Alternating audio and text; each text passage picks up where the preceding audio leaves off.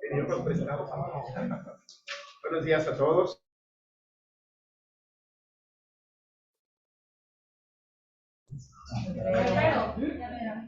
¿Hasta febrero? Sí. O hasta los tamales. Hasta los tamales, sí. Hasta los tamales. Podemos decir feliz Navidad, feliz año, feliz Reyes, feliz todo. Qué bueno que todos la pasaron bien. Escuchamos hermosos testimonios de todo lo que pasaron y vivieron y disfrutaron. Tenemos un buen año para empezar, y sobre todo para empezar a estudiar la palabra de Dios, para tener un tiempo bueno con Él, para disfrutar de su palabra, de su presencia. Más o menos el año pasado, ¿en qué fechas arrancamos con Lucas? ¿Alguien se acuerda? ¿Cuántos meses tenemos estudiando Lucas? ¿Como medio año? Sí, más o menos un poquito más de medio año. ¿Por qué empezamos a estudiar Lucas? Porque Rafa dijo. Sí, bueno, más o menos Rafa, Víctor dijeron, vamos a estudiar Lucas. Mira, una libreta completa de puros estudios. Muy bien, muy bien. Hay que aprender de eso. Muy bien. Y Rafa hizo algo muy interesante esa vez que empezó a presentar a Lucas. Puso algo ahí en la pantalla y dijo, vamos a buscarlo. ¿Alguien se acuerda qué era? El panda. Un panda. Un panda. Dijo, vamos a buscar un panda. ¿Cuál era la intención de estudiar Lucas?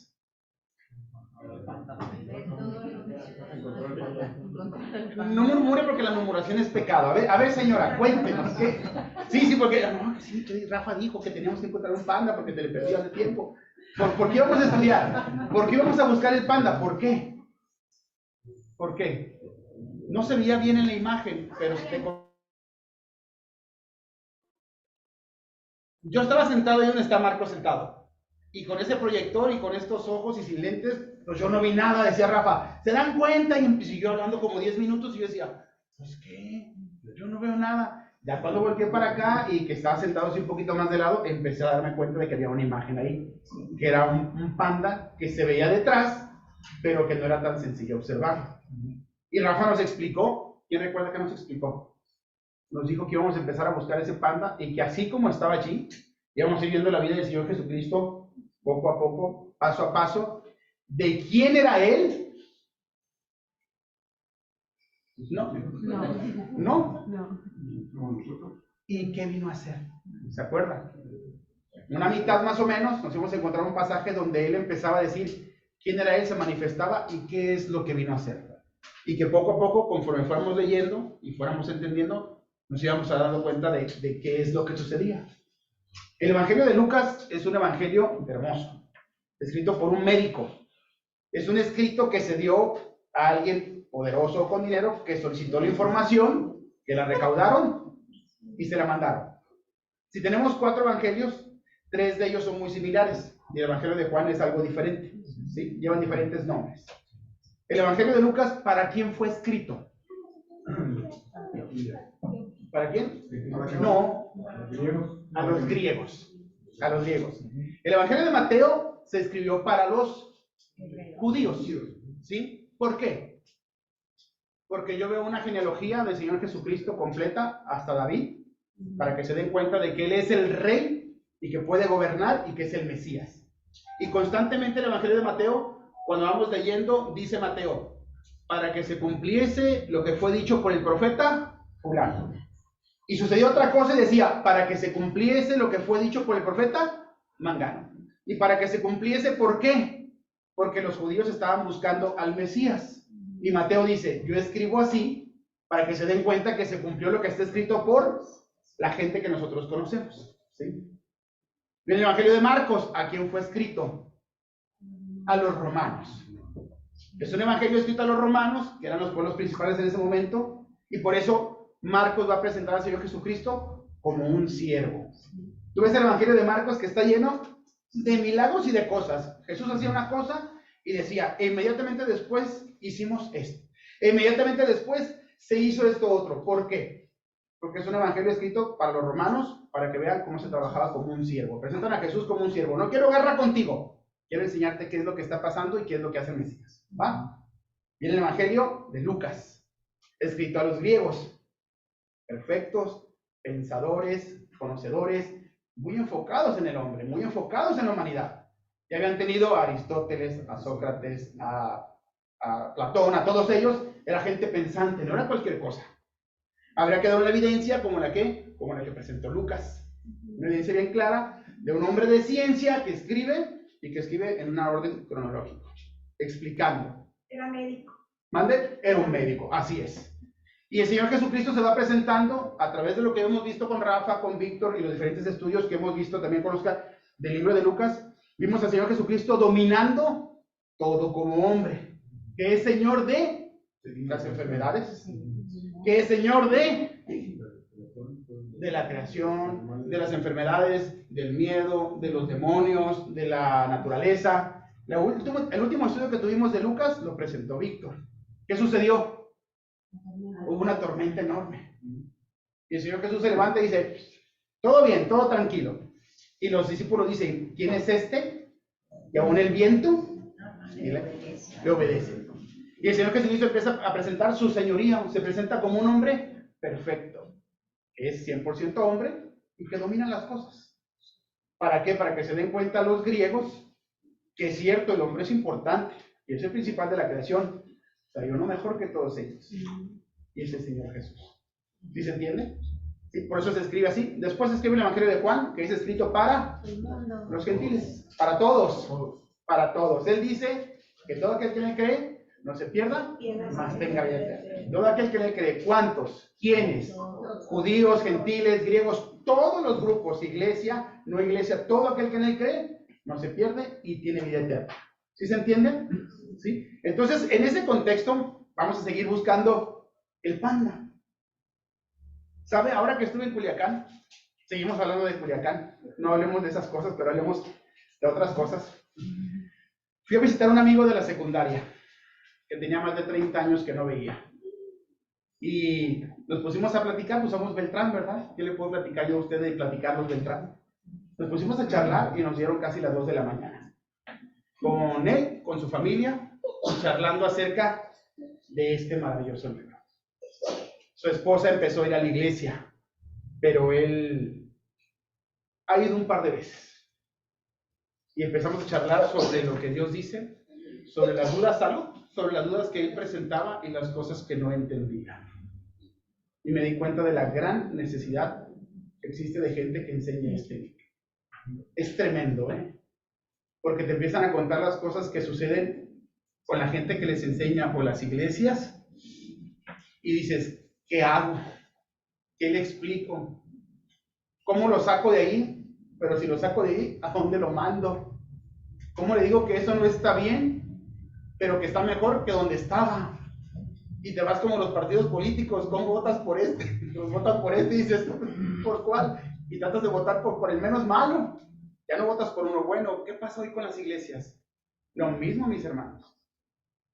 Dices tú, híjole, ya no va a la iglesia, bueno, a la otra iglesia, pero ahora va a esta iglesia. Y ves la iglesia y dices, mejor que no vaya. ¿O a cuál lo mando? Bueno, cuando uno aprende a empezar a buscar el panda, Dios te guía para que te des cuenta cómo tienes que hacerlo. Y sería buenísimo que esta iglesia tuviera gente que sepa, pues, cómo encontrar el panda, ¿no? Cómo acercarse. Y poder enseñarle a alguien más a buscar ese panda de manera independiente. Nunca dejando atrás la iglesia. Es el plan de Dios, es la familia que tenemos, no escogida, que Dios nos entregó, y la iglesia es el propósito de Dios y va a prevalecer hasta los últimos días. Es algo que Dios estableció. Nunca dejar una iglesia. Pero sí poder aprender un poquito más acerca de este libro y sabiendo que podemos leerlo y entenderlo. Me di cuenta con mi amigo que era difícil para él y para su familia saber cómo leer, saber cómo estudiar. Y aunque estuve ahí varias horas con ellos platicando y lanzando un poco de información de qué hacer, me di cuenta de que lo importante era que él aprendiera a cómo leerlo. No solamente leerlo, sino de cómo leerlo para que lo que le comentaran, él se diera cuenta si estaba o no estaba. Y es un tema difícil, porque en la iglesia le leen lo que está en este libro, pero se lo dicen mal. Y es muy complicado. Cuando entré a la preparatoria hace algunos años, bueno, hace muchos años, me acuerdo que me iban a dar clase de psicología. Yo estaba muy emocionado. Y el maestro de psicología llegó, se presentó, sacó un manual, estaba muy contento y dijo: miren muchachos, yo soy contador y vamos a tener una clase de psicología y estoy muy emocionado porque vamos a aprender juntos. Y se me hizo bien, pues, o sea, no es que sea malo, ¿no? Pero ¿qué estaba haciendo un contador enseñando psicología? ¿No hubiera sido bueno que fuera un pedagogo, alguien que tuviera un estudio en la materia, o un psicólogo a enseñar psicología, en lugar de un contador? Hoy en día nos pasa mucho eso. Y en las universidades se ha tratado de ya de evitar, más en las de colegio, que si no tienes una maestría o no tienes una preparación como pedagogo, ya no puedes dar clases. Y se me hace bien. A veces en la iglesia pasa lo mismo. Sería bueno también concentrarnos, y así como nos gusta ser profesionales afuera, tendría que aprender a ser profesionales también aquí. Siempre va a ser Dios, siempre va a ser el Espíritu Santo, siempre va a ser el Señor guiándonos en todo. Pero hay muchas cosas que podemos entender y que si aplicamos algunas técnicas podemos tomar de este libro muchísima más riqueza, cosas más hermosas que nos puede enseñar, ¿sí? Entonces, vamos a dejar al lado el contador y vamos a pedir ahora sí al autor del libro que nos guíe. Vamos a orar al Espíritu Santo porque es quien acomoda a cada quien en nuestra necesidad y que nos va a hablar a nuestro corazón a través de la palabra. ¿Sale? Acompáñame, vamos a orar. Vamos a pedir a Dios que nos guíe en este tiempo para poder leer el pasaje de Lucas, capítulo 8, y seguir avanzando en nuestros estudios. ¿Va? Muchas gracias, Señor, por esta mañana. Gracias por tus bendiciones. Gracias porque podemos estudiar tu palabra. Y rogamos para que tu Espíritu Santo nos abra nuestro corazón, Señor, que siempre sea Él el que nos guíe, que interprete. Gracias por la gente que un día nos enseñó también a nosotros, Señor. Gracias porque podemos leer de tu palabra y entenderla. Disfrutarla, Señor, y entender que tú eres un Dios maravilloso, que tienes un plan para nosotros, que nos has salvado solamente por el afecto de tu voluntad, Señor, que no hay nada en nosotros y que tú eres todo en nuestra vida. Rogamos para que nos bendigas, para que ese tiempo que vamos a leer, que vamos a aprender, que vamos a estudiar, que sea de bendición para todos nosotros, Señor, que podamos llevarnos algo bueno de aquí. Gracias por ser nuestro Dios y por interesarte en nosotros. Rogamos por esta mañana y por este estudio. En nombre de Cristo Jesús. Amén. Amén. Acompáñenme en su Biblia. Abra por favor su Biblia en el capítulo 8 de Lucas. Rafa mandó un mensaje, mandó información y les dijo: vamos a estudiar acerca de Lucas capítulo 8, versículos 26 al 39. Y dijo: sería bueno leerlo para poder llegar ya empapados en el tema. Levante la mano. ¿Quién hizo la tarea? Uno, otro perdió. Es que tiene solamente los ñoños, puro ñoño. Gente que le dedica mucho tiempo a esto y que, bueno, demasiado, de repente somos muy ñoños, pero no importa. Los demás no leyeron acerca del pasaje, pero ¿quién nunca ha escuchado acerca del endemoniado gadareno? ¿Quién sí ha escuchado? ¿Todos sabemos quién era? ¿Sí? ¿Cómo se llamaba? No tiene nombre, pero Legión, se le preguntaron. ¿Sabe? Hay diferentes ciencias para estudiar acerca de estos temas. No sé, cuando uno lee, hay algunos pasajes bíblicos, cuando lees, por ejemplo, Apocalipsis, que dice que el número de la bestia es 666. Todo el mundo dice, oh, y es Hitler por el Papa, todo marcado, y sacan números. Y en realidad se cree que fue un error donde se repitió la letra varias veces, pero el número es el 6 porque es número de hombre, y ya. O sea, es un hombre que se va a levantar como la bestia. Lo siento, destruir sus ilusiones y su emoción. Leemos pasajes donde el mar va a entregar sus muertos y es la expresión física de, pues mucha gente se ha ahogado y se hundió el Titán y van a regresar y van a ser juzgados. Es todo, o sea. Hay varios pasajes que uno lee y de repente cuando lees pasajes de endemoniados y esto, es como que uno es morbosón, ¿no? ¿Qué va a pasar? ¿De qué vamos a hablar? Y si hay un endemoniado y de repente ciertas cosas como que a uno le emocionan. Dices, ¿qué va a decirnos Dios acerca de esto? Bueno, este pasaje es un pasaje muy interesante porque el Señor va a hablar acerca de su dominio, de lo que Él hace. Vamos a hablar un poquito acerca de lo que hicieron los demonios, sin darles nada de crédito, de lo que hizo el Señor, de cómo libera personas, de cómo puede interpretar y leer un pasaje como este, que es un pasaje muy, muy interesante, con un final maravilloso. Eso, sobre todo eso, el hecho de lo que el Señor hizo. Pero es un pasaje muy interesante. La Biblia es un libro escrito para hombres. No es un libro de ángeles, ni es un libro de demonios. Tenemos unas doctrinas o tenemos una ciencia que estudia a los demonios, que se llama demonología. Y tenemos una ciencia que estudia a los ángeles, que es la angelología, exactamente. ¿Por qué? Porque son temas importantes que aparecen aquí, pero si queremos dedicarle mucho tiempo a eso, en realidad pues, es como si habláramos de mi línea genealógica y preguntaran por mi primo. Mencionaste una vez y ya. Por eso no tenemos mucha información acerca de estos seres, pero sabemos que son seres poderosos. Sabemos que hubo una rebelión, sabemos que hubo una situación ahí en contra del Señor, y bueno, el Señor terminó arrojando una porción de ellos aquí a la tierra, que son los demonios, y otra porción grande de ángeles se quedaron con el Señor, y bueno, hay una lucha constante. Incluso la Biblia habla de que muchas de nuestras luchas no son de carne y sangre, muchas son espirituales.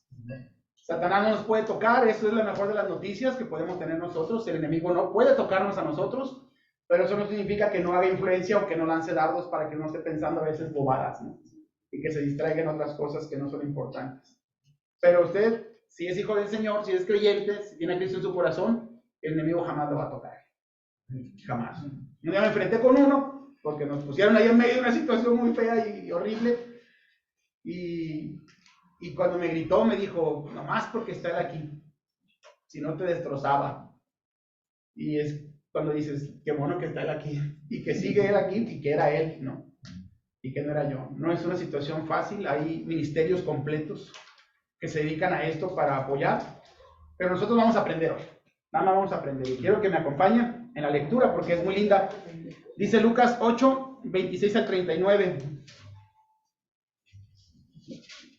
¿Lo tiene conmigo? Sí. Déjenme encontrarlo yo. Ustedes sí, yo no, pero ahorita lo encuentro. 8:26. Dice. Perdón, pero no son bien. Exacto. Dice el endemoniado gadareno. Tenemos también el pasaje en Mateo capítulo 8 y en Marcos capítulo 5. Vamos a leerlo aquí en Lucas. Dice: Y arribaron a la tierra de los gadarenos, que está a la ribera opuesta a Galilea. Al llegar a tierra, vino a su encuentro un hombre de la ciudad, endemoniado desde hacía mucho tiempo, y no vestía ropa ni moraba en casa, sino en los sepulcros. Este, al ver a Jesús, lanzó un gran grito, y postrándose a sus pies, exclamó a gran voz: ¿Qué tienes conmigo, Jesús, Hijo del Dios Altísimo? Te ruego que no me atormentes, porque mandaba al espíritu inmundo que saliese del hombre, pues hacía mucho tiempo que se había apoderado de él, y le ataban con cadenas y grillos, pero rompiendo las cadenas era impelido por el demonio a los desiertos.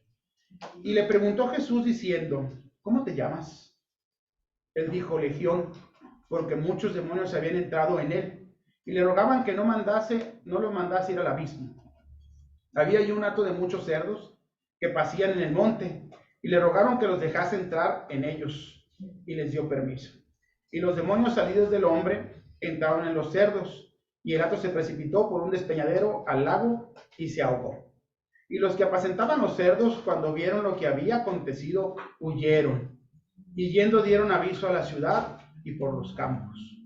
Y salieron a ver lo que había sucedido, y vieron a Jesús y hallaron al hombre de quien habían salido los demonios, sentado a los pies de Jesús, vestido en su cabal juicio, y tuvieron miedo. Y los que habían visto los condenaron como si les contaron cómo habían sido salvados el endemoniado. Entonces toda la multitud de la región alrededor de los gadarenos les rogó que se marchasen de ellos, pues tenían gran temor. Y Jesús, entrando en la barca, se volvió, y el hombre de quien había salido los demonios le rogaba que dejase estar con él, pero Jesús le despidió diciendo: Vete a tu casa y cuenta cuán grandes cosas ha hecho Dios contigo. Y él se fue, publicando por toda la ciudad cuán grandes cosas había hecho Jesús con él. Hermoso pasaje, ¿no? Empieza una situación muy trágica, y conforme va pasando las situaciones que Cristo llega a la vida de este hombre, todo eso se va modificando. ¿Qué parte no se entiende del pasaje? Vamos a estudiar juntos. Yo voy a hablar, pero usted me va a contestar, y usted va a hablar y yo le voy a contestar, para que hagamos una dinámica más interesante con la iglesia. ¿Qué parte no se entiende? Si alguien nos pregunta sobre este pasaje, ¿se lo podríamos explicar todos?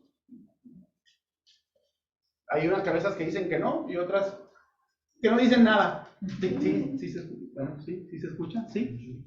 ¿Qué no se entiende del pasaje? ¿Qué no se entiende de este pasaje? De la situación, de todo lo que estamos viendo. Dice Rafa, tú ves, lees, pregúntale cosas al pasaje y que te responda. ¿Qué podríamos ver con este pasaje? ¿Por qué entraron los demonios en esta persona? ¿Por qué entraron los demonios en la persona? ¿Por qué llegaron al lugar? Víctor nos explicó que el Señor Jesucristo tomó la barca y dijo, vamos, quiero ir hasta allá. Si usted piensa en el mar de Galilea, y lo ve más o menos aquí así en una imagen rápida, imagínese una pera, nada más que de cabeza. Bueno, abajito de la panza fue donde ellos cruzaron. Y del lado izquierdo, a la orilla, abajo está la región de Gadaria. ¿Sí? Pero el hombre estaba cerca de la playa, al parecer. Obviamente él estaba afuera de la ciudad, porque no era fácil controlarlo.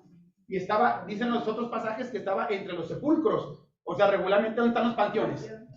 Pues afuera. Ahorita ya están adentro de la ciudad porque la ciudad los alcanzó. Pero en aquellos años el panteón de Mezquitán era a las afueras de Guadalajara o las afueras de Zapopan, que hoy en día ya está adentro, ¿verdad?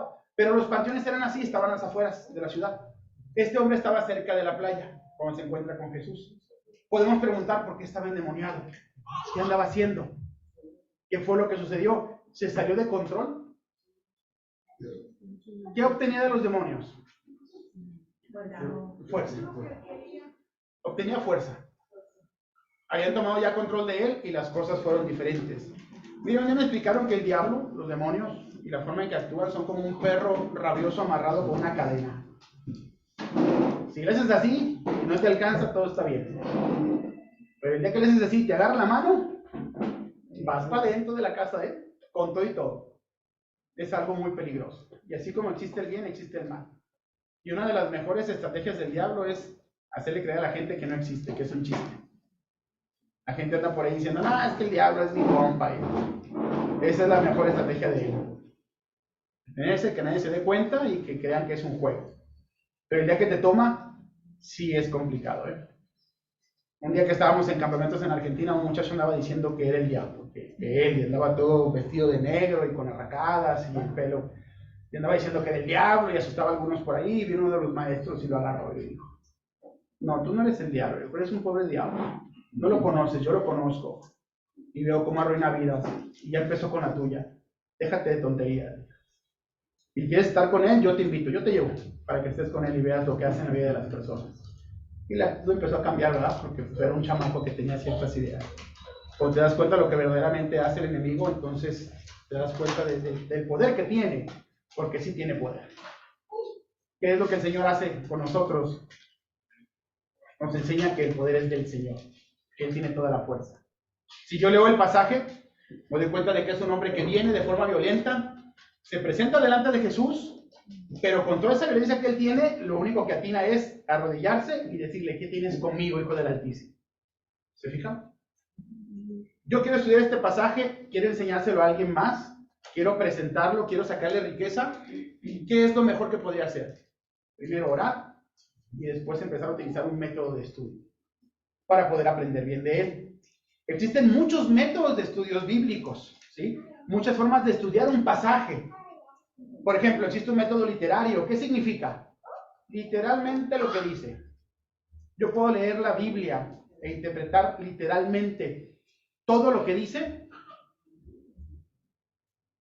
Son muchos riesgos, ¿eh? Son muchos riesgos. Porque yo leo un pasaje del libro de Reyes que dice que si yo oro y extiendo mis tiendas, se van a extender y riqueza habrá sobre mi mesa y acostado, ¿verdad? Literalmente no es. Yo puedo leer la Biblia y utilizar diferentes métodos de estudio, uno como literal, otro como el alegórico. Entonces todo tiene una aplicación bíblica. No, en realidad no eran demonios. En realidad eran sus propios demonios internos, la soledad del hombre que estaba viviendo. No, aquí la Biblia dice que el hombre tenía demonios, que rompía grilletes y cadenas, o sea, sí, las cadenas del dolor y la angustia que se... No, de verdad. Mi hermano, ya en ese momento ya había acero, ya había grilletes, ya había cadenas, o sea, el hombre las rompía. De repente uno quiere quitarle, te regalan una playera, le quieres quitar el precio y no puedes, imagínate una cadena, ¿no? Bueno, de esas cadenas habla. Entonces tengo que observar bien cómo voy a interpretar el pasaje yo. ¿Cómo lo voy a leer? ¿Cuál es el mejor método para interpretar cuando leemos la Biblia nosotros? Preguntarle a Dios en primer lugar. Sí, pregúntale a Dios. Al Espíritu Santo. Primero pedir El Espíritu sabiduría. Santo, sabiduría, ajá. Depende del libro. Depende del libro. Mire, se ha encontrado con personas que les habla del Evangelio y de repente te dicen, es que tu Biblia tiene unos libros y la mía no. O la mía tiene más. O yo fui con el cura y él me dijo que estaba bien, o sea, que Dios en su palabra dice que estoy bien. Y eso es lo que tú piensas y crees y es la forma en que lo lees. Pero yo puedo leer diferente. ¿Te has encontrado con eso? ¿Es mentira o es verdad? Todo eso. ¿Es Es verdad? verdad que pasa, pero es mentira que sea verdad. Es verdad que pasa. Y es mentira que sea verdad. Bueno, yo veo cientos de iglesias, religiones y opiniones porque cada quien tiene una versión de cómo lo quiere hacer y cómo lo quiere leer. De entre tantas religiones e ideas espirituales en el mundo, ¿cómo sabe usted que está en la buena? Porque a lo mejor los testigos de Jehová son los chidos, ¿eh? Y usted iba aquí sentados. ¿Cómo sabe usted que no tiene que ser mormón? ¿Cómo lo sabe? ¿Quién conoce la idea, la cultura y la presentación y las corrientes profundas de los mormones? Poco mi madre era mormona. ¿Los testigos de Jehová? ¿Los adventistas del séptimo día? ¿Sí? ¿Los católicos? Hasta era católico, no ejercía, no me levanté la mano. Iba a misa de repente. Pero ¿quién conoce esa profundidad para decir, es que yo sí estoy, ahora lo que yo leo sí lo entiendo y está bien? ¿Cómo lo sabe? ¿Sí? Yo nada más rápidamente. Tengo en mi familia hermana mormona, hermana testigo de Jehová, hermana de sangre, ¿no? Sí, sí, sí. Hermana del séptimo día. Adventistas, mormones, ajá. Cada quien iba a la casa de ustedes. Mirna estaba chica. Y cada quien me hablaba de su religión. Ajá. Entonces hubo un momento en que yo dije, y le decían a Mirna, le dije, la educación de mi hija la llevo yo. Respétenme y yo voy a respetarlas a ustedes. Nunca tuvimos un problema. Estando en Pachuca, nos invitan y vamos Mirna y yo al estudio de la Biblia. Yo jamás iba. Yo nunca pensé que iba a tener un encuentro con Jesús directo así. Y pues iba su papá de Rafa a darnos estudios. Y entonces yo le decía, y a ver, ¿y dónde dice que no adoremos a los santos? Dice, pues lee Isaías 44, 9 al 20. No, hombre, me sorprendía. Pero cuando yo me topé con un versículo, ahora, mi pregunta es, ¿por qué no me fui yo con alguna de tantas que me hablaron? Ajá. Porque Dios ya me tenía escogida, porque Dios me iba a dar la verdadera, porque Dios me iba a enseñar el camino. Entonces, cuando yo me encuentro con Juan 14:6, que dice, yo soy el camino, la verdad y la vida, nadie viene al Padre si no es por mí, dije, de aquí soy, soy, Señor, de aquí soy. Y me aferré, y pues ya. Es hermoso porque es una experiencia. Sí, es una experiencia que yo viví y que nadie, bueno, Dios me lo estaba diciendo, yo creí que era la Biblia, yo creí que la Biblia era la palabra de Dios. Me fui rápido a comprar una Biblia, me empapé, gloria a Dios que aquí estoy. Eso es maravilloso y es una experiencia personal. Y ese versículo se quedó en mi vida, en mi corazón, en mi alma y en todo, que Él es el todo, de todo. Ajá. Eso es maravilloso y es una experiencia personal. Y se me hace lo más bello que me ha pasado en la vida. Exactamente. Lo más completo que está mi vida, completa que está mi vida con Él. Gracias a Dios por eso. ¿Se da cuenta? Usted tuvo un encuentro, tiene un pasaje bíblico, alguien se lo lee y se da cuenta de que es la verdad. Bueno, yo lo que di con el Salmo 93, creo, 92, donde dice que solamente Él es el que cubre nuestras dolencias, nuestras necesidades, y no hay nadie más. No hay ídolos, alguien más recibió información y tomó otro versículo, le dijo que todo el que está en Cristo nueva criatura es y las cosas viejas pasaron. Y así podemos hablar de un montón de versículos. ¿Sabe? También los mormones leen una Biblia. Y los testigos de Jehová, yo he visto cómo agarran a creyentes y los cachetean con los pasajes. Van y vienen de un lado a otro y la tienen de memoria. ¿Por qué no son los buenos? ¿Por qué no entendieron qué fue lo que pasó? ¿Qué fue lo que pasa con nosotros como iglesia? Porque a veces no entendemos ciertos pasajes. ¿Cómo estudiamos? ¿Sabe que cuando interpretamos con un pasaje o un contexto gramático histórico nos ayuda muchísimo? Cuando estuve platicando con mi amigo ahí en Culiacán, teníamos más de 2 horas platicando y él estaba bien concentrado, bien emocionado. Y la esposa, más concentrada y más emocionada, era mujer de iglesia ya. Pero está más enfocada en las cosas fabulofantásticos, maravillosas que suceden, ¿no? En milagros, en lenguas y en desmayos. Y después de 2 horas, yo le pregunté a ella, ¿usted cree lo que le estoy enseñando? Y me dijo, sí.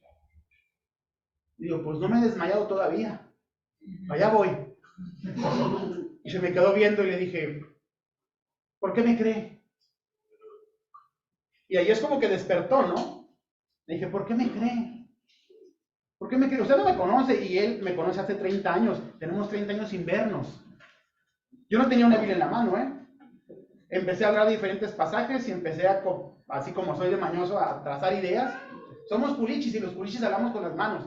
Hablamos golpeado y la gente cree que estamos enojados porque te expresas con las manos. Mi papá habla y te dice, es que no me enojé. Y pusiste a tu cara y de tus brazos, pero así somos, así nos expresamos. Y yo empecé a decirle que la idea y la información y cómo Dios había hecho desde la eternidad hasta la eternidad. Y él me dijo, es que es verdad todo lo que me comentas. Y le pregunté, ¿por qué me crees? Si no me he desmayado, no he hablado en lenguas, no he hecho nada fabuloso, ¿por qué lo crees? Y me dijo, es que yo creo que eso es lo que Dios hace y dice. Dije, algo que tienes que entender con la palabra de Dios es que Dios no es un Dios de confusión, eso es lo principal. Dios jamás confunde a nadie. Cuando tú ves que si no hablas en lenguas, que si serás salvo, que si no estás, eso no es de Dios. Dios no confunde a nadie, Dios siempre va a ser claro en su palabra. Y es algo sencillo, y cuando se lo empecé a explicar, se dio cuenta de dónde estaba parado y me dice, es que yo ahora siento que ya puedo leer una Biblia, cosa que no podía hacer antes. Y solamente le dije, usa un método gramático histórico. ¿Qué significa gramático histórico? Lee la gramática correctamente y fíjate en qué tiempo fue escrito, para ver qué se entendía en ese momento. Esa es la forma en que tenemos que leer nuestra Biblia, mi hermano. Método gramático histórico. ¿Sí? ¿A quién fue escrito? ¿Por qué fue escrito? ¿Para qué fue escrito? Preguntas a la Biblia. ¿Por qué se escribió así? ¿Qué fue lo que sucedía? ¿Era un endemoniado o era un endemoniado poseído de la carnalidad o poseído por un demonio? Por un demonio, aquí lo dice. Si ocurría en esos tiempos, si ocurre hoy, sí, así sucede. La Biblia tiene contextos, tiene información gramática y tiene información histórica. ¿Por qué gramática? Porque tiene mucho simbolismo también, que tenemos que cuidar cómo lo interpretamos. Jesús dice, si tu ojo te es ocasión de pecado, sácatelo. No, pues yo estuviera ciego, mi hermano, pues ni uno de los 2 ojos, porque son ocasión de pecado. Entonces, ¿cómo interpreto yo eso? Esta forma de escribir se llama hipérbole. Significa algo bien exagerado. O sea, es tan malo pecar que es mejor que estés tuerto. Eso es lo que Jesús está diciendo. Pero si yo no lo entiendo, entonces andan en las iglesias con un machetito sacando ojos. Que yo digo, ¿cómo sacas ojos si ya no traerías tampoco ojos tú? Pero ¿se entiende? ¿Se entiende? Es una forma de trabajar. Es una forma de exponer la palabra. Y cuando yo entiendo esos contextos, yo voy viendo qué es lo que sucede. Jesús dice, todo aquel que pierda su vida por causa de mí, la hallará. A ver, entonces, ¿o pierdo o gano? ¿Cómo está el asunto? ¿Cómo se llama este recurso literario? Es una paradoja. Si quieres paz, prepárate para la guerra, dicen. O queremos paz o queremos guerra. ¿Se da cuenta? Son recursos literarios. Es la forma en que está escrito en nuestra Biblia. Por eso cuando la gente es nueva en la iglesia y le dices, por favor lee, le empieza a leer y él no sabe qué es un vosotros. Nosotros en la escuela o en cualquier lugar nos mencionan un vosotros y entendemos perfectamente que se refiere a otras personas, porque lo leemos aquí, es una forma de escritura. Entonces es muy importante que yo sepa cómo voy a leer la Biblia. Si yo tomo este pasaje y lo reviso en su contexto gramático histórico, ¿qué sucedió en la región de Gadaria? Había un hombre que estaba endemoniado, que tenía problemas espirituales y viene delante de Jesús. Y Jesús toma control. ¿Dónde me perdí? ¿Dónde hay cosas fantásticas? Ninguna todavía. El demonio viene y se arrodilla y le dice, ¿qué tienes conmigo? Mire, mi hermano, el hombre no se arrodilla delante de Cristo y los demonios. Y en legión lo hacen. ¿Cuánto componía una legión? 6,000 soldados. ¿Cuántos demonios había? Pues más o menos unos 6,000, porque dijo legión, porque somos muchos. Entonces una legión era de 6,000 soldados. Y él le dijo, no nos atormentes antes de nuestro tiempo. Hay un tiempo. Y él dijo, no nos mandes al abismo. Pues, ¿qué pasa en el abismo? ¿Por qué no querían ir ahí? Se supone que el diablo está en el abismo y allá en el infierno y él gobierna y llega la gente y hace fiesta, ¿no? ¿No han escuchado eso? Yo no me quiero ir al cielo, qué flojera, ahí con el arpa cantando. Yo creo que allá abajo están las cervezas y las mujeres y el cotorreo. Y los demonios dicen, no, yo no quiero ir ahí. El hombre dice que quiere ir y el demonio dice, yo no quiero ir ahí. ¿Por qué no quiere ir ahí? Entonces yo empiezo a trabajar en otro tipo de método de estudio, como el que ya les mencioné, pero también hay métodos, ese se llama método analítico. ¿Sí? ¿Qué era un hato de cerdos? ¿Qué es un hato? Podríamos decir como un chiquerito, pero no era el lugar donde estaban. El hato de cerdos se refiere al grupo de cerdos, como decir manada, como decir jauría. ¿Cuántos contenía un hato de cerdos? De 4 a 17 más o menos. ¿Cómo sé eso? Método analítico. Google, ¿qué es un hato de cerdos? ¿Y cuántos tenía? No es tan difícil, ¿se da cuenta? Y yo puedo empezar a ver un pasaje, porque a veces la gente dice, es que era un hato de cerdos, eran miles de cerdos, se aventaron todos y la gente ya no quiso a Jesús porque su economía se golpeó. A lo mejor ni eran tantos. O sea, esa gente no tenía tantos cerdos, eran gente pobre también, entonces a lo mejor lo más seguro es que eran 4, pero para ellos eran muchos. Imagínate, los judíos no comen cerdo, ellos tenían cerdos, y tú nunca has visto un cerdo porque no te los acercan porque son inmundos, y ves 4, para ti son un puño, ¿no? Son muchísimos cerdos ya. Entonces tienes que entender cuando vas leyendo estos pasajes y ayudarle a la gente a decirle, velo de esta forma. La Biblia no tiene nada ni fabuloso, fantástico, ni impresionante. Es un libro maravilloso, lleno de milagros. ¿Y ves cómo transforma vidas? Sí, eso sí. Pero por eso tengo que ir revisando yo la forma en que voy a estudiar. Y mi hermano, es maravilloso compartir el Evangelio. Pero ¿ha pensado usted el número de personas a las que les ha compartido el Evangelio, escuchan, y ya nunca saben nada y nunca creces? ¿O sabe cuánta gente está allá afuera que no es creyente, pero tiene hambre del Señor, que ha escuchado algo acerca de Él, y que le dice a uno, lee tu Biblia? De veras, llegan y se paran frente a ella y dicen, ¿por dónde? Imagínense Génesis 1:1. La persona le dice, no, mejor lee Juan. Y dice, los suyos vino, los suyos no vinieron, y que fueron, pero no eran, y no lo rechazaron. Y tú dices, ¿y de quién habla? Me pasa mucho con mi padre. Empieza a contar una historia y yo, sí, pero ¿quién, pa? Pues tu tío Chano Sosa. Papá, usted se acuerda de él, pero yo jamás lo conocí. Pues, si yo estaba chiquillo y me acuerdo, y en el rancho, pero de repente le digo, padre, deme un contexto, cuénteme. ¿Quién era o qué fue lo que pasó? A veces no le pasa que contamos, o nuestros hijos pequeños nos cuentan historias como si supiéramos todo lo que nos están diciendo, ¿no? Ellos siguen con el amiguito de la escuela y tú dices, ¿pero quién es el amiguito? Y de repente está hablando y ya te contó de una amiguita y tú dices, te cambió en un momento a otro de información. Eso le pasa a mucha gente cuando lee la Biblia. Y sabe, eso hace que la gente se pierda.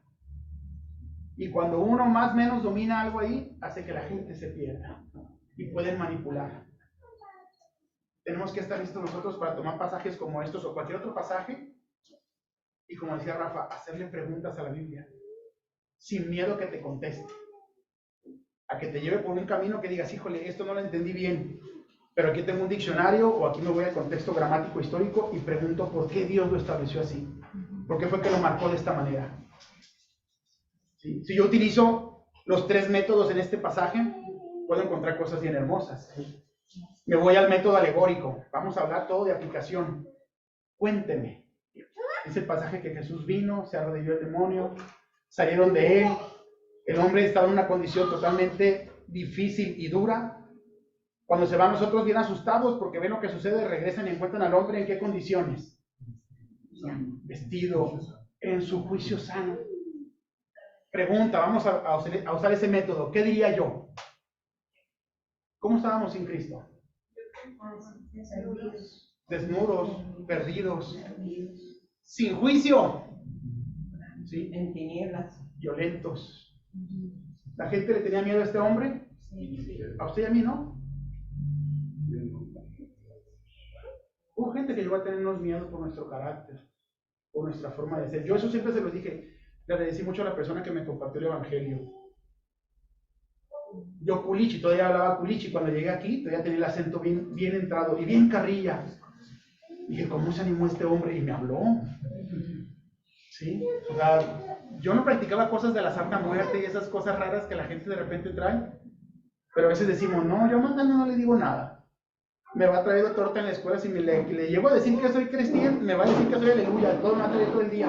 Y a veces es el único que entiende. El único que reacciona.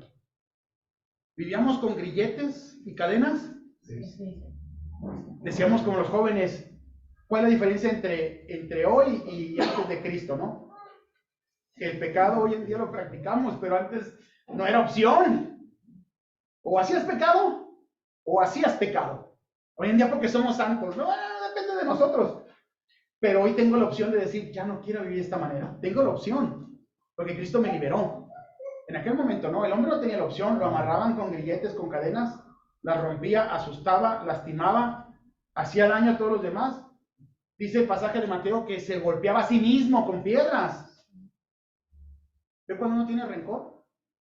Cuando uno le tiene coraje a alguien, pasa la persona y ni te voltea a ver, pero se te encogen las tripas. Y emocionalmente te sientes y te daña y te vas a acostar y te echas un tums porque las agruras no te dejan, nada más de verlo. Te golpeas a ti mismo emocionalmente muchas veces. Entonces, ¿todos los métodos son buenos y funcionan? Sí, mi hermano, de todos podemos sacar un montón de riqueza. ¿Sabe? Esto es lo que yo pienso que la gente necesita entender. La forma de estudiar, la forma de seguir adelante. Nuestros amigos se regresan, nuestros hermanos otra vez al lugar, están ahí o están trabajando o se sale la oportunidad y se van a otra ciudad o a Estados Unidos porque esa es la meta final. ¿Qué escucharon de la iglesia? ¿Qué escucharon de Dios? ¿Qué escucharon de la Biblia? Vas arriba del tren y la abres y te quedas en ceros. No, que la puedas leer y que digas, gracias Dios porque tienes algo bueno para mí. Desde un método científico donde explica claramente lo que tiene este libro y que yo lo pueda ir aplicando a mi vida. Que lo entienda y que venga a mi corazón. Dice que venía el etíope leyendo y él lee y dice, yo no entiendo nada. Abre un papiro y Felipe se le acerca y le dice, ¿entiendes lo que lees? ¿Qué dijo ese hombre? No. No hay quien me lo explique. Si nadie me lo explica, pues ¿cómo? Él estaba leyendo y dice, yo leo aquí de uno que viene. Mi pregunta es, ¿viene, no viene? ¿Ya vino? ¿Qué pasó? ¿Quién es? ¿Sí? ¿Sabe? Le explico este pasaje a mi amigo ahí en Culiacán y me dice, esa es la parte que yo no entiendo. Me dice, pues, ¿en Cristo cómo? O sea, tú me dices que en Cristo, pero... Y yo le digo, lanza una línea del tiempo. Ahí empieza la eternidad. Allá termina. Y aquí está Cristo. Todos ellos voltean a ver a Cristo, que viene en un futuro y se salvan. Los que están ahí ven la cruz y se salvan. Tú y yo volteamos para atrás y nos salvamos. Me dijo, eso es lo que yo quería entender. Yo quería saber eso, me dijo, para saber que soy salvo. No hicimos la oración, no hubo desmayos, ni vómitos, nada, mi hermano. ¿Y ocurrió un milagro? Eso es lo maravilloso, que la persona le brille los ojos y te diga, yo quería entender eso. Yo quería saber, me dijo, pero ahora qué onda con la iglesia, porque la pastora como que no explica muy bien. Y tú dices, sí, eso nos dijo. Es que la pastora no explica muy bien. Y tú dices, no vayas, si ve, regrésate ¿a dónde lo mandas? Él está en Culiacán, yo estoy aquí. Le doy estudios por Zoom. Sí, pues sí, vamos a intentar, mi hermano le ofreció estudios por Zoom y vamos a intentar irle ayudando. pero que sería lo importante, que él creciera, que se nutriera, que agarrara la Biblia y que leyera. Y me dijo, es que la forma esa en que explicas, me dijo, me hizo un boom, yo jamás lo había entendido. Y me dijo, si te regresas a Culiacán y pones una iglesia, es lo primero que te dicen, ¿no? La iglesia va a prevalecer, la iglesia es maravillosa y ellos van a encontrar un lugar donde Dios los va a llevar a un buen lugar. Yo estoy completamente seguro de eso. Porque le digo algo. Lo aprendí ¿Sí? con una pastora. Ah, mira, yo le digo algo. ¿Me preocupa mi amigo? Sí. Pero eso no es nada en comparación de lo que le preocupa a Dios, mi amigo. Porque dio a su hijo por él. Entonces yo confío en eso, ¿no? Yo pienso en eso. Voy a terminar con un pasaje para usted. Quiero que lo vea, quiero que lo entienda, quiero que le dé todas las aplicaciones como traté de verlo yo, para que Dios también me hable en mi vida, porque es importante entender esos pasajes. Abra su Biblia, acompáñeme a 2 de Timoteo 2:15. Seguro alguien se lo sabe de memoria. ¿Qué dice?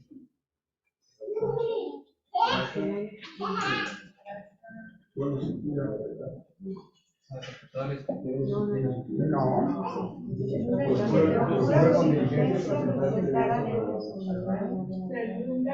Segunda de Corintios 2:15. Perdón, segunda de Timoteo 2:15. Sí.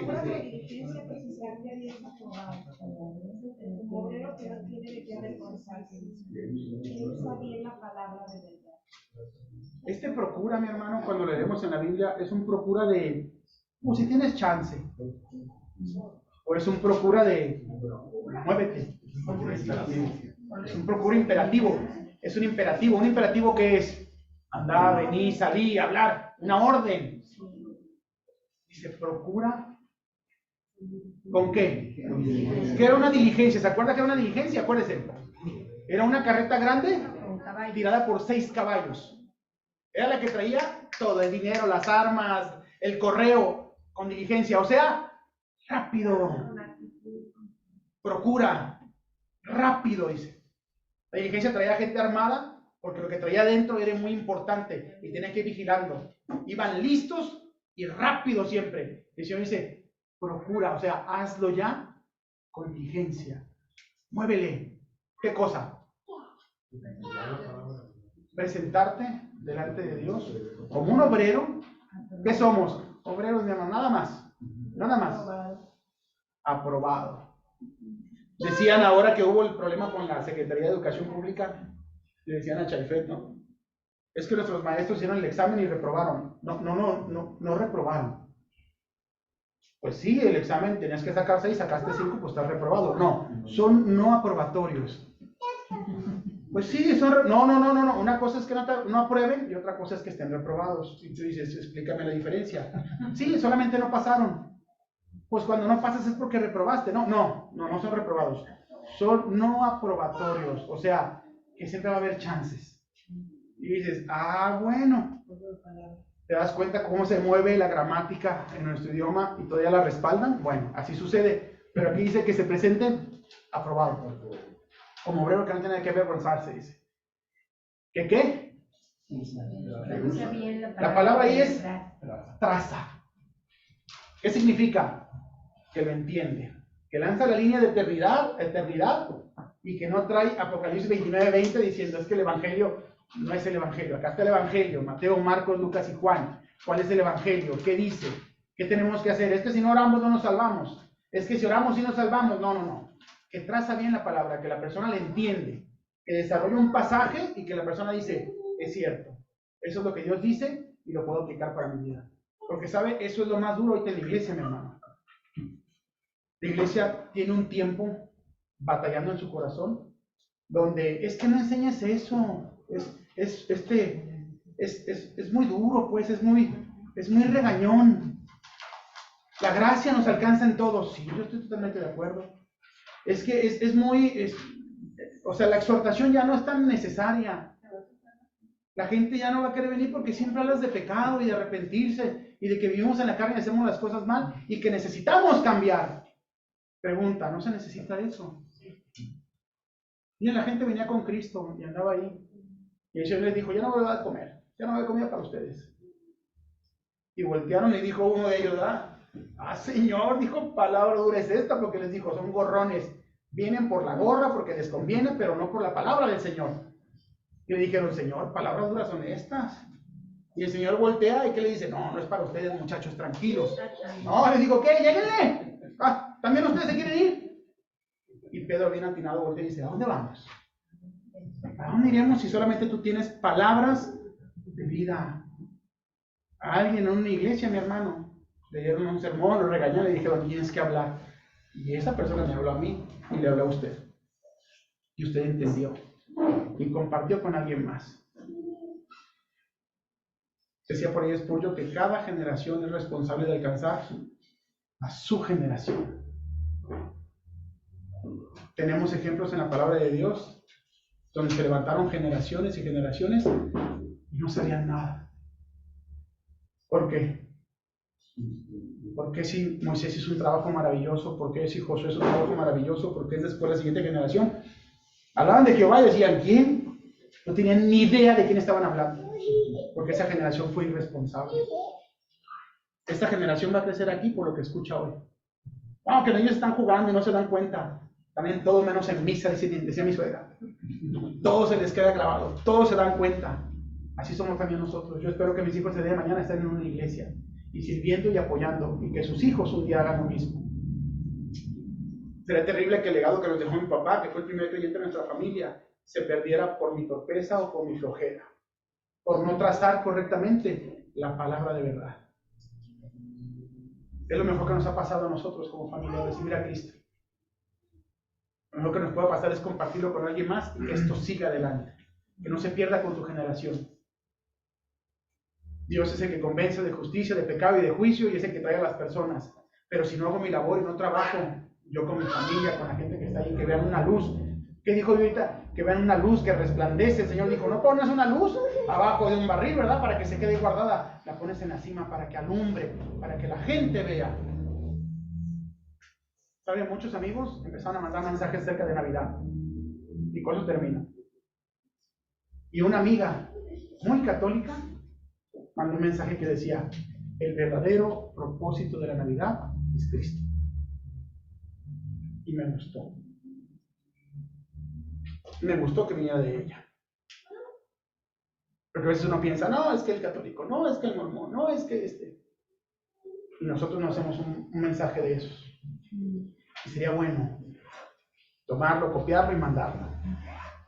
Y que la gente vea y que la gente sepa que ese es Cristo. Ese hombre endemoniado en una condición terrible, mi hermano. Un descuido personal terrible. Y cuando regresaron lo vieron sentado. Lo vieron sentado ahí con Cristo. Vestido y arreglado. Yo espero en el Señor que todo ese montón que fue corriendo a decir, ¡ay, el endemoniado y nuestros cerdos y perdimos todo! Y el gritadero. Cuando regresaron y lo vieron sentado, se me hizo hermoso porque Cristo no les dijo a ellos, ahora vayan y digan que está bien. ¿A quién le dijo? A él. A ti. Ya no tienes grilletes, ya no estás fuera de tu juicio, ya no estás desnudo, estás bien, estás cabal. El hombre estuvo bien, sí, le dijo, déjame seguirte. El Señor le dice, no, ve y cuéntale a los demás. Ve y cuéntale a los demás las grandes cosas y maravillas que Dios ha hecho contigo. A ver, solamente es ir a contar eso. Estuvimos con mucha familia en Culiacán, pero nuestra oración desde que salimos de aquí fue que si Dios nos permitía mencionar en algún momento a Él, en cualquier charla, en cualquier cosa que se pudiera, que lo hiciéramos. Y te decía la familia, ¡ah, una cerveza! No, o la religión, no tomas. Es lo primero que te decían, no, es que la religión. ¿Saben? Llegó un compadre de uno de mis primos que tenía 30 años sin verlo. Y le dijo, compadre, otra. Y él le dijo, no bebo. Le dijo, ¿y por qué? No, dijo, soy creyente. Creo en Cristo y ya no me gusta beber. ¿No te dejan? No, sí me dejan, dijo, pero yo no sé controlarme. Y hasta que no supere esto, voy a volver a tomar una cerveza. ¿Sabe? Se me hizo hermoso. ¿Por qué? Porque son las cosas que podemos compartir bien sencillas.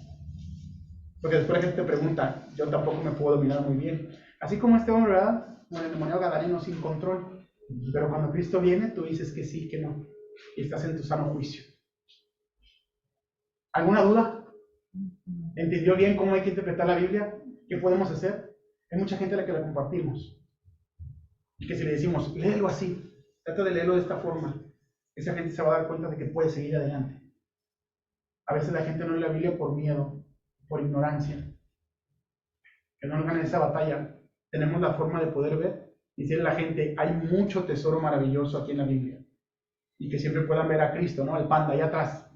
Porque es Cristo quien va a estar anunciando y es el Espíritu Santo quien le va a enseñar a la gente, no nosotros. ¿Sí? Cierra sus ojos, vamos a ver.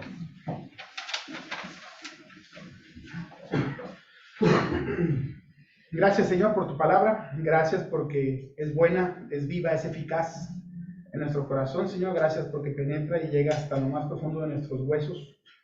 Nos hace reaccionar y nos hace entender, Señor. Gracias por la vida de este hombre que está en la región de Gadaria. Gracias porque a lo mejor en su ignorancia y su torpeza, Señor, en su ambición, buscó una mejor vida, ayuda y apoyo en aquello que no iba a ser, Señor. ¿Cuántas veces también lo hicimos nosotros, torpemente, Señor? Gracias porque a pesar de los grillos y a pesar de las cadenas y las dificultades que este hombre vivió, por tu gracia, por tu misericordia y para testimonio de nosotros hoy en día, sabemos que terminó muy bien, Señor. Sabemos que compartió de tu palabra. Sabemos que hiciste cosas maravillosas con él, Señor. Estuvo en su sano juicio. Rogamos, Padre, agradecemos porque estábamos igual y hoy estamos en ti. Y rogamos para que como ese hombre podamos compartir mañana las cosas grandes y maravillosas que tú has hecho con nosotros. Cuida tu iglesia, Señor. Te agradecemos mucho porque es un hermoso año para empezar, para seguir estudiando y para aprender más de ti, Señor. Te amamos, agradecemos tus bendiciones y todo lo que tú haces por nosotros. En nombre de Cristo Jesús. Amén. Amén.